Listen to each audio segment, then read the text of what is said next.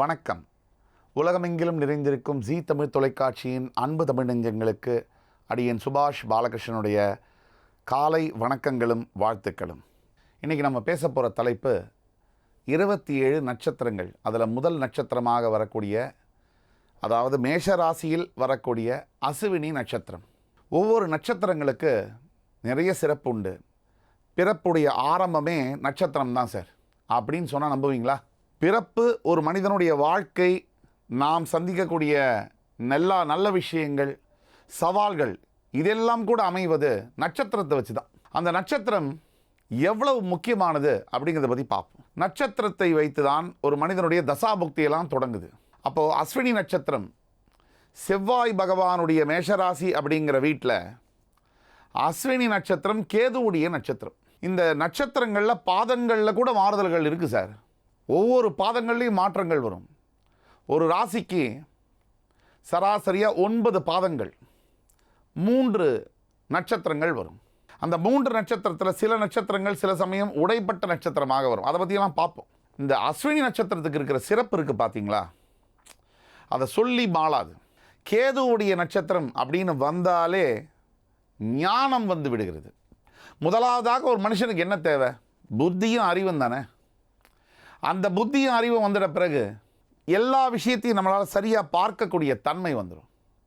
இப்போ எல்லா விஷயத்தையும் சரியாக நம்ம பார்க்க முடியுது அப்படின்னா அதை விட ஒரு பெட்டர் விஷயம் இருக்கவே முடியாது.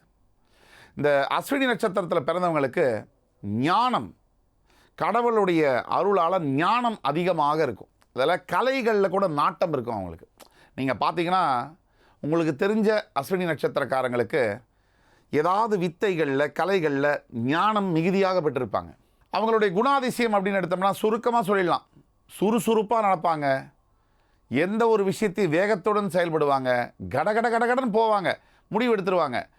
சில சமயம் அந்த முடிவு பிரச்சனைக்குள்ளாகி திருப்பியும் ரிவர்ஸும் அதே மாதிரி கடகடன் வந்துடுவாங்க. இது ரெண்டுமே அஸ்வினி நட்சத்திரத்துக்கு உண்டு.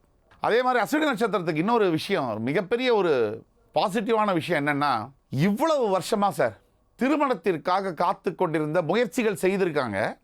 ஆனால் ஏதோ ஒரு காரணத்தினால திருமணத்திற்காக காத்து கொண்டிருந்த லட்சக்கணக்கான அஸ்வினி நட்சத்திரக்காரங்களுக்கு இந்த ஆண்டு திருமணத்திற்கான வாய்ப்புகள் அதிகம். இந்த திருமணம் சம்பந்தப்பட்ட விஷயங்களில் நிறைய நன்மைகள் நடக்கக்கூடியதும் இருக்குது. இப்போது என்னதான் மேஷராசிக்கு வந்து 7.5 சனின்லாம் சொன்னாலும் கூட அது விரய சனியாக தானே நம்ம பார்க்குறோம்.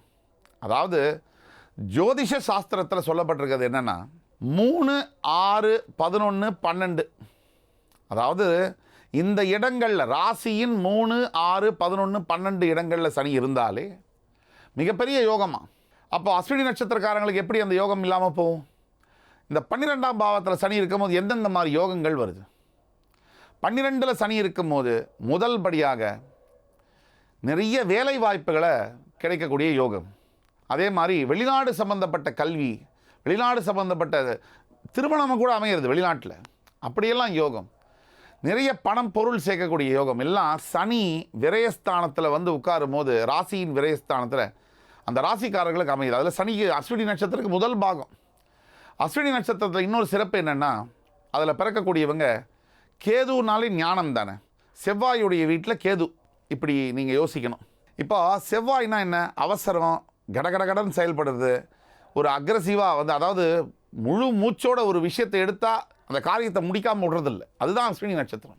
அதில் சில பேர் வந்து அது எங்கே தாவணுமோ அங்கே தாவி, எங்கே கவ்வணுமோ அங்கே கவ்வி, எங்கே எப்படி ஹேண்டில் பண்ணணும்னு தெரியும் அவங்களுக்கு. அதை மாதிரி பண்ணி அருமையாக சாதிக்கிறாங்க.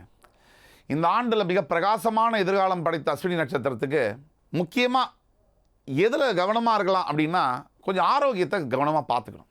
அஸ்வினி நட்சத்திரக்காரங்களுக்கு வழிபட வேண்டிய தெய்வம் சாக்ஷாத் சரஸ்வதி தேவி. இதுதான் உண்மை. சரஸ்வதி தேவி மற்றும் விநாயகப் பெருமான், இவங்க 2 பேரையுமே வழிபடலாம். அஸ்வினி நட்சத்திரக்காரங்கள் போக வேண்டிய, வழிபட வேண்டிய, செல்ல வேண்டிய ஸ்தலம், கோவில் இது ஸ்ரீ பிறவி மருந்தீஸ்வரர் அப்படின்னு திருத்துறைப்பூண்டி பக்கத்தில் இருக்குது. இந்த ஸ்தலத்தை விட்டுறாமல் போயிட்டு வாங்க. வாய்ப்பு கிடைக்கும் போது போய் அங்கே இருக்கக்கூடிய ஈஸ்வர பெருமானை வழிபட்டு வரும்பொழுது அஸ்வினி நட்சத்திரக்காரங்களுக்கு எல்லா விதமான குறைகளும் நிறைவேறும். அதாவது எல்லா விதமான பாக்கியங்களும் கிடைக்கும். இது சத்தியம், உறுதி. இதை செஞ்சு பாருங்கள், வெற்றி பெறுங்க. இந்த காணொளி உங்களுக்கு பிடிச்சிருக்கும்னு நம்புகிறேன். அடுத்து வரும் காணொளியில் மறுபடியும் உங்கள் எல்லோரையும் சந்திக்கும் வரை உங்களிடமிருந்து விடைபெறுவது உங்கள் சுபாஷ் பாலகிருஷ்ணன். நன்றி, வணக்கம், வாழ்க வளமுடன்.